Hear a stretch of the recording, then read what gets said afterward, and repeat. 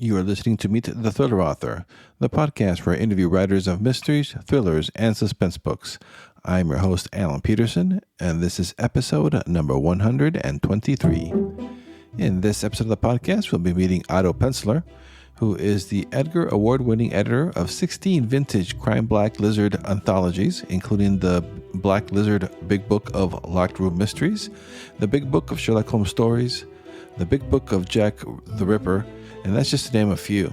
He is back with a new anthology that has gathered the intel on the world's greatest secret agents declassified in these pages for the very first time. The Big Book of Espionage is out now, and it has it all. State secrets, double agents, leaks. Otto Penzler brings you all this and more with his latest title in the Big Book series. These are great stories from Lee Child and Charles McCary, just to name a couple. He's really pulled these stories from the shadows and into the light for like the first time. So it's really fantastic. Really had a great time chatting with Otto Penzler about his anthologies, about running his iconic bookstore, the Mysterious Bookshop in New York City during this pandemic. We talked about spy fiction, of course, and a lot more. So stay tuned for that interview coming up. But first, a heads up. It's the Black Friday time of the year when just about every retailer out there is having some pretty sweet deals. It's a great time to find deals on software app, and one I want to tell you about is Pro Writing Aid. It's a fantastic tool for writers, and I've been using it for a couple of years now to improve my writing. It's a grammar checker, a style editor, a writing mentor in one package, and it works great with Scrivener, which is what I used to write my books, but it also works great with Word. It works with my Chrome browser. It's just a really nifty tool. I use it to clean up my manuscript as much as I can before I send it out to my editor. So although for me it won't replace my human editor, it helps me improve my manuscript a ton before I send it off to the editor and a proofreader. And so they're offering a 50% off Black Friday sale that's going on right now, and it runs until Monday, November 30th at 11:59 Pacific Standard Time in the United States. So go to thrillingreads.com/PWA to check it out. That's www.thrillingreads.com/PWA. That is my affiliate link, so it's a great way to support the podcast. All right, here's my interview with Otto Penzler. Hi, Otto. Well, welcome to the podcast. So excited to talk to you today. Thanks so much for having me, Alan. It's a pleasure to be here. Very excited about the work that you've done, the anthologies that you've put together over the years, and we'll talk about those. But can you tell us a little bit about your background and how you got into doing all this, putting these great anthologies together? Well, I've been involved in the world of mystery for more than half a century, and both as a reader first, then as a collector, and then as a publisher for started the Mysterious Press 45 years ago. And then with the Mysterious Bookshop, which started 41 years ago. Getting close to 42, I see. My goodness. Mm-hmm. So, inevitably, if you're a fan and you get to know a lot about a subject, the idea of editing an anthology is attractive. And so I've done that for many years. And then, fortunately, Random House, their vintage imprint, gave me the opportunity to do a big book. The dream of most anthologists is that they would have more room to include more stories that they love. And they gave me the chance to do that. These big books, they're called big books for a real good reason. They're 800 to 1,000 double-column, oversized pages. They're the equivalent of 6-7 real books. And so I was pretty much unlimited in how many stories I could use in one of these books. 60, 70, even 80 stories in a couple of the books. So I get to live my dream by doing really deep digging into a particular subject and do the biggest book I can on that subject. So that's great. So they basically hand you the keys to their archives, or? I use my own archive. Oh, your own archives. Okay. Oh yeah, I collected mystery fiction first editions for more than 50 years. Oh wow. And my library got to 60,000 volumes. 60,000, which is more than you think it is. It's a lot of books. Wow, yeah, I've been a big fan of your work. I had the about the Black Mask stories that that you put together a few years ago, and I think that was like 1,000 pages. It's a big book. It's a big book. All of the books in this series are called big books for a reason. They're really big. Espionage is not quite as big. It's only about 800 double-column pages, 8 by 10. So it's only the equivalent of about 6 books, not 8 books. And so that is your latest book is called The Big Book of Espionage, and that comes out on when's that coming out? In November, right? Oh, it comes out tomorrow. It's November, and I think it came out. I think the official publication date was a couple of days ago. I forget what the official publication date was, because once I have the book in my hand, I think, oh, it's published, but I get some advance copies as the editor. So I'm not sure what the official date is, but I think it was last week. So definitely, by the time listeners are listening to this interview, it'll be out. So go pick it up. Highly recommend it. I love spy stories. Is that something? Have you always been interested in espionage stories? Sure. When I read a lot of crime fiction, mystery fiction, detective, espionage, suspense. It's all part of the world of mystery, the way I define it. So I've been reading spy stories for a very long time, because I also liked adventure stories when I was a lot younger, and a lot of those stories overlap some of the same writers, like John Buchan, for example, who wrote the 39 Steps. It's kind of an adventure story, but it's really also kind of an espionage story. And there are quite a few stories like that, which I really enjoyed and still do. And so can you tell us a little bit about the Big Book of Espionage? When did you get the idea, and how long did it take you to put this all together? Well, once a year I deliver my book. In October of the year when I've finished a book, I deliver it to my editor, and we have lunch. It's a very civilized world. And at the lunch, he'll say, "So do you have an idea for the next book?" And I would give him my idea for the next book. And he'd say, "That sounds great." And then I would get a contract, but I would start reading immediately. The books take a year, because I read 3, 4, in some cases 500 stories to come up with the absolute best stories to go into the book. And, I've had lots of ideas for the stories. I did a big book of Sherlock Holmes stories, a big book of pulps, a big book of Jack the Ripper, a big book of locked room mysteries, big book of Christmas mysteries. So, once a year I come up with an idea. And the idea this year was that I would do espionage, spy stories. And that's the book that has just come out. And I see an amazing lineup, and some I can, Ian Fleming, of course, and Eric Ambler, but I see you also have stories from like Lee Child, so that didn't strike me as him writing espionage stories.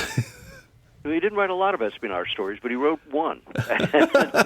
And that made it into the book, because I just really am a big fan of Lee Child, both as a person and as a writer. So I was happy to use his very unusual, quite an unusual story. I don't know if you've read it yet, no. But it's very different from the other stories in this book. But he's such a creative guy, you would expect that. Wow. And so how many stories are in this book? I think it's about 70. Wow. I don't remember.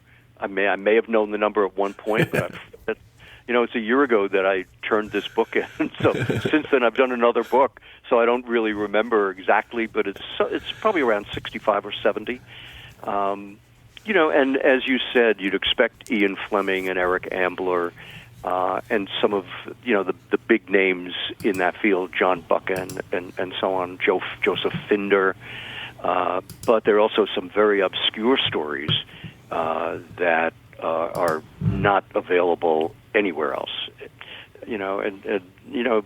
Somebody else interviewed me about the book and said, "Well, but you can find these stories if you look around in enough places." And the truth is, there are about probably a third of the stories here. No, you can't. The books are really rare because of my collection, of first editions.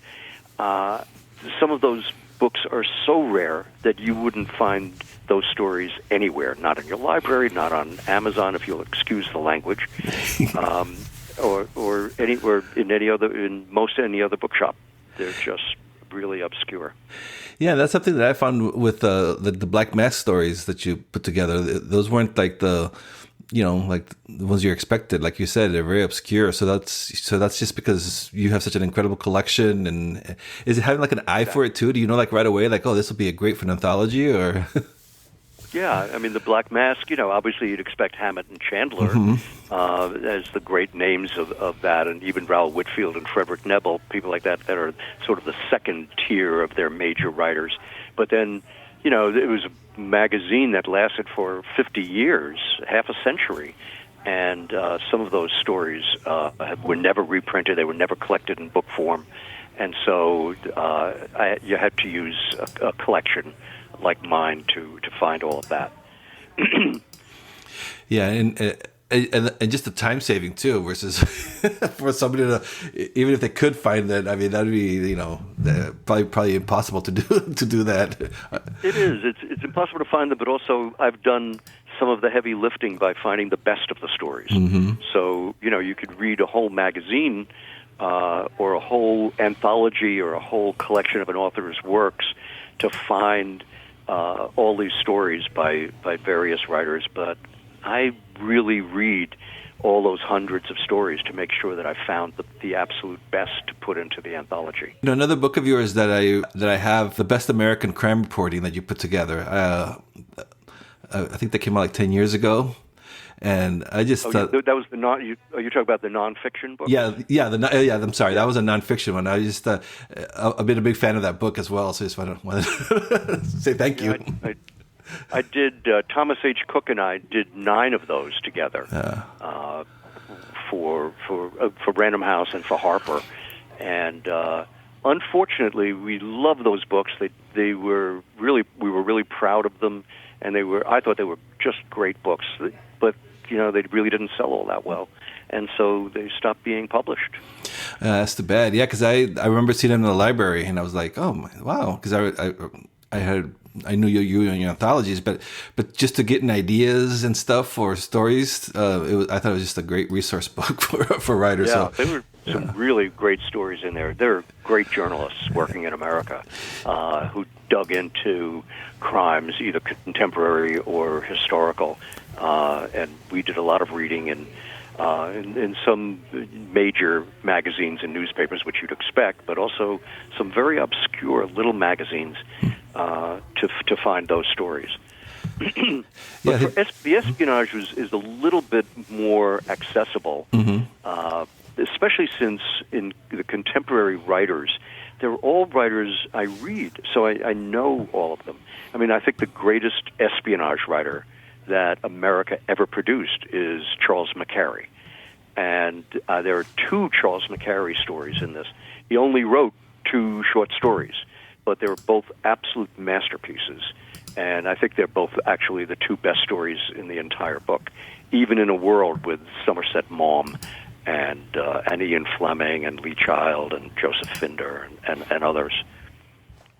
Yeah, I have to check those out. I haven't read his the stories from his, so I'm looking forward to reading those.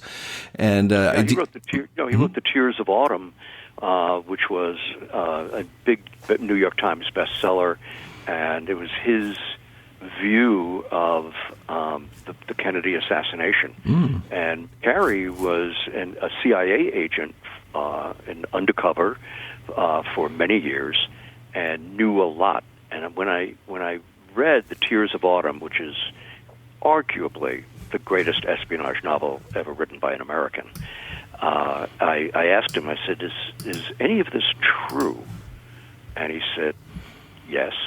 I was like, whoa, I got chills when he said that.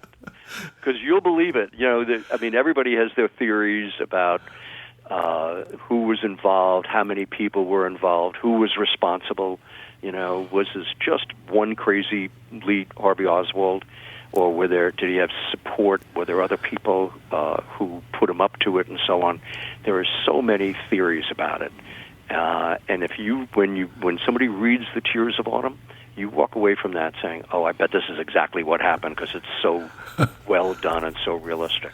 And the lineup here, like we already touched base here, Ian Fleming, Eric Ambler. What are some of the other names? I see Jeffrey Deaver's in there also. Yeah, well, there are people that you might not even expect to see in there, like Sarah Paretsky.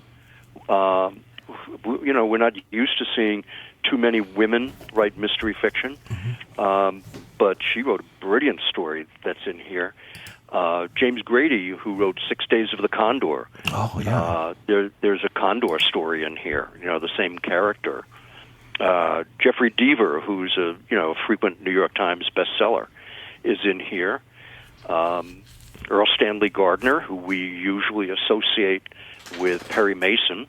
The Perry Mason series is the best-selling series of mysteries ever written by an American. I think he's second to Agatha Christie worldwide for the number of bestsellers that he's had, the number of books that he's sold. But he wrote an espionage thriller. O. Henry. Who would expect O. Henry to have written an espionage novel, a spy novel? But he did. Arthur Conan Doyle. He has a Sherlock Holmes story that is a pure espionage novel, a story rather. Oh wow, that's so lineup. So it's a great lineup. Some of these there's so many good stories here. Stephen Hunter, he's a wonderful writer. With a great character named Bob Lee Swagger, known as the Nailer because he's a sniper who always nails the enemy. And he wrote a terrific World War II story in here called Citadel. So I admit I'm very proud of this book. And were you always a fan? Like before you even got into the growing up, before you got into the book business, were you always a fan of mysteries and thrillers and spy stories? Strangely enough, I wasn't when I was a kid. I was reading a lot of nonfiction as a kid, which is unusual for 10-year-olds to be reading about animals and to be reading about space and things of that sort. I read a lot of science fiction. I really didn't read mysteries until I graduated and came back to New York, and I was an English major. And so, when you're an English major, you read Joyce and T.S. Eliot and the Russian novelists and all those things that really require deep concentration. And when I get back, I was always a reader. When I got back to New York, I wanted to keep reading, but I also didn't want to hurt my head for a while. So I thought, I've never read mysteries. Let me read mysteries. And I started and fell in love with them. At first, I started, as so many people did, with Sherlock Holmes, and then went on to the big names like Agatha Christie and Ellery Queen and John Dixon Carr. And then I read Raymond Chandler and Dashiell Hammett, and I realized this is real literature. It's really literature. It's not just about puzzles. It's about beautiful writing and about great characters and dialogue, people saying things in a way that you'd never heard them say it before. And I became really devoted to mysteries, in my early 20s, and then continued. I kept reading, and I started collecting, and one thing led to another. I started a publishing company, and I opened a bookshop. But it really came from love, just the love of reading. That is what impelled me to make my career mystery fiction. And the Mysterious Bookshop, that's well, hopefully now with the pandemic, how is your bookstore doing? Okay, are you open again? How's that? Did that affect it? Well, it hasn't been helped by the pandemic, I can tell you that. In New York City, we were forced to shut down. I wasn't even allowed to go into the store for 3 months, from March to June. Then we were allowed back in the store, but customers weren't allowed for another 2 or 3 weeks. Now they're allowed, but a lot of New Yorkers are still nervous about getting onto public transportation. We don't have a lot of driving in New York. As you know, there's a thing called curbside pickup, throughout the country, but we don't leave stuff out on the curb here in New York. It would be gone. It'd be gone in 3 seconds. Yeah. Same thing here in San Francisco. Gone in 2 seconds. Not necessarily by the customer. But we do now, we do have people back in the store, happily. It's a small number, not like it was, but our mail order, we have obviously we have a website, and we have a mailing list of many, many thousands of customers who know the bookshop. And so things have gotten a little bit better, but we do miss our walk-in traffic. And, we were famous for having autographed books. Like, that was the one way we could compete with places like Amazon and Barnes & Noble. But authors aren't touring these days, so it's harder for us to get signed books. But we manage. We have for a lot of the authors are friends of the store. They've been very generous to us. They allow us to ship them books to be signed, and so we're coming back. We're not okay, but we're okay compared to, say, the restaurants in New York, which are really struggling. We're 1,000 have closed permanently. We're going through here. This in San Francisco too. A lot of our favorite restaurants are gone forever. So yeah, it's kind of sad. But I'm glad that your bookstore is still open, and hopefully when we start going a little bit, I hate to say back to normal because I don't think it'll ever be back to normal, but more to normal than we're used to. Definitely, if I go to New York City, I'm gonna stop by your bookstore. It looks so fantastic. Yeah, please do come by and say hello, introduce yourself. Yeah. And I think you'll like the store. It's a real old-fashioned store. It's pretty big. It's about 2,000 square feet on the floor, the selling floor, and we sell books. We don't sell greeting cards or not much in the way of games or jigsaw puzzles or toys or things like that. We sell books, and it's a real bookstore. Yeah, for the listeners, they need to go check out your website, mysteriousbookshop.com, because that right there is like you're gonna get lost for a while perusing your website. Yeah, it's a good website. A lot of people say, "Oh, I guess you don't have all these books by Agatha Christie." No, we don't have everything on the website. We have about 10% of our books on the website. Even though there's a lot on the website, there's so much more in the store. And it's hard to get. And we have so many rare books and out of print books as well, and it's hard to keep those up on the website because people buy them, and then they're gone. It's not like books that are in print. Yeah, I was just seeing that. I was perusing the site before, and I was seeing that. Yeah, you had like a limited edition from Lee Child and Michael Connolly, and that's kind of amazing. How does that? I mean, is that just from you like finding these treasures? I mean, that's kind of. How do you even come across these? We publish them. You publish them in the bookshop. We're the only place that you can buy these limited editions. We've been doing the complete Jack Reacher. We've done the first 14 or 15 Jack Reacher. The next one actually comes in to the store from the printer and the binder tomorrow. Oh, wow. We do the limited editions, the beautiful marbled boards and leather spines. Lee has been very generous about writing a new introduction to every one of the books. They're numbered, 100 copies, and signed, of course. But they're expensive. They're expensive to make, and they're costly. But it's a beautiful, beautiful collection. And then we've been doing that with Michael Connolly and other writers too, Dennis Lehane and Elmore Leonard and James Elroy, Ken Bruin. So we publish limited editions. Have been publishing limited editions in our store for about 15 years. And they're available only here. We don't sell them to Barnes & Noble or Amazon or other chains. So absolutely, if anyone has bibliophiles in their family for Christmas, you gotta go check out your website.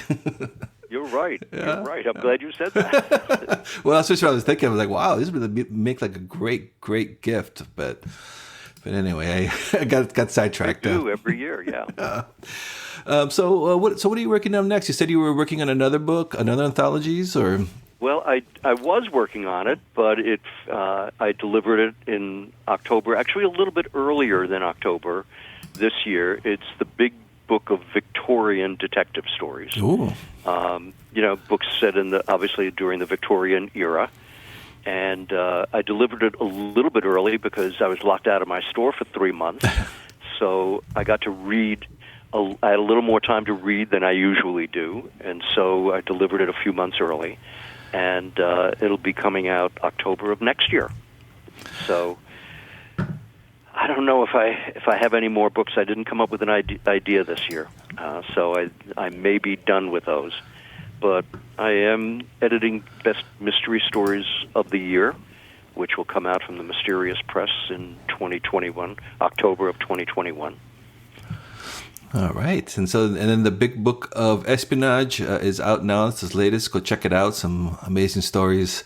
I'm definitely going to have some fun with that one over the Thanksgiving long weekend here we got coming.